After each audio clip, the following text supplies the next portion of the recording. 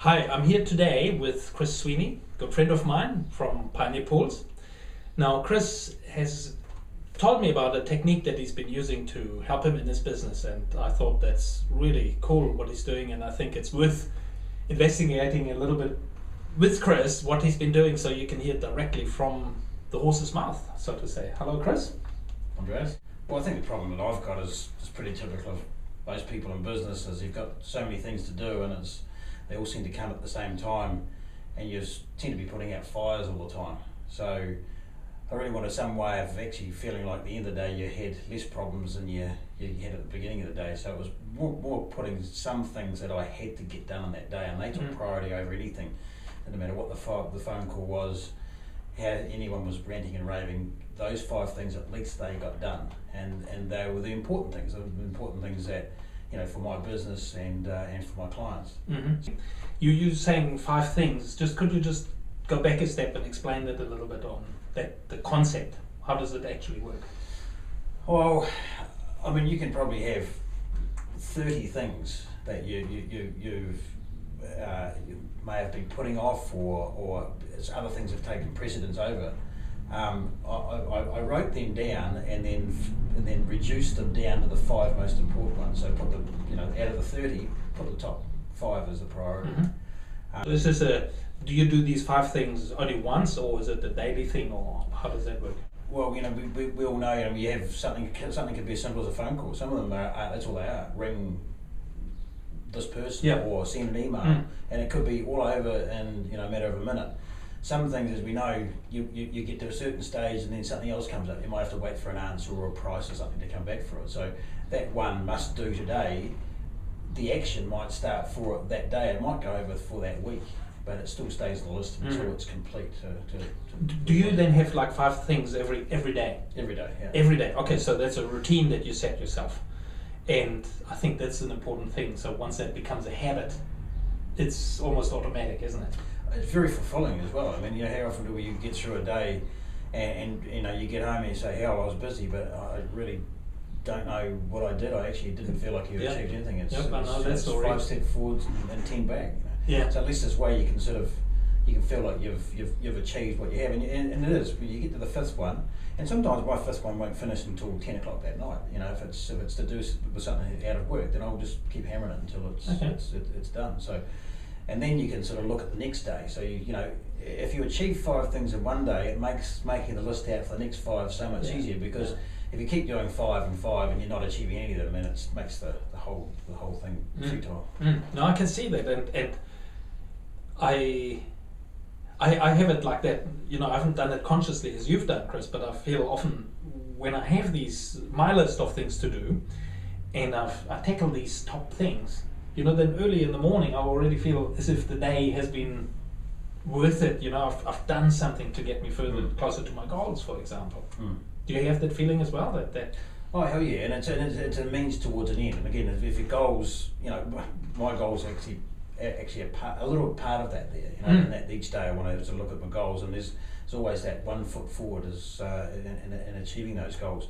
But another small thing I do with it is, once I've achieved the 5, I have some form of gratification. It might be as simple as a beer or something, or today it's make some inquiries about some new golf clubs. So great. Sort of in there, and I'm thinking, wait till you get the 5 done. That's great.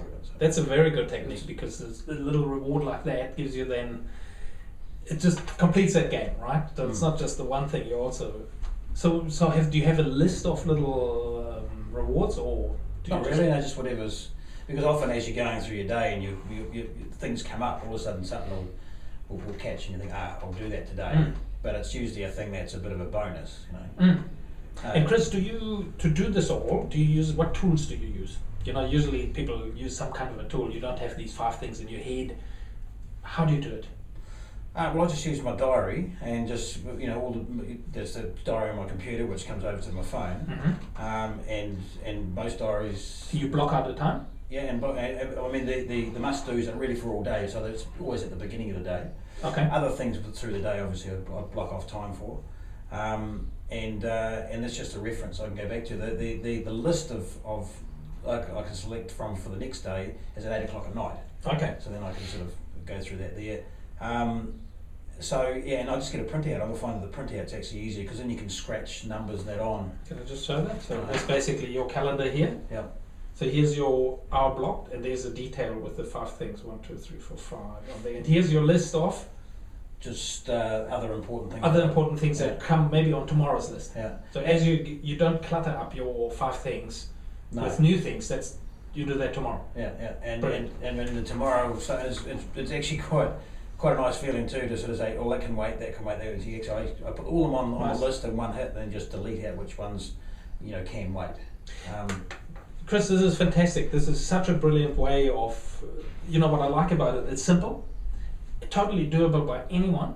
There's no special tools apart from a calendar. Everyone should be using a calendar and blocking out their time. And you're developing a habit. I think that's a really important part as well, because in the beginning it's probably a challenge to do, and after, did you find that it gets easier, that the routine? That you probably find that the five more important things are the reason that came about was because I wasn't getting really good things or important things done. And as the process has gone on, those 5 important things are probably where you should be. That rather than being the critical must-have today, it's more what's good for my business type things. So it's the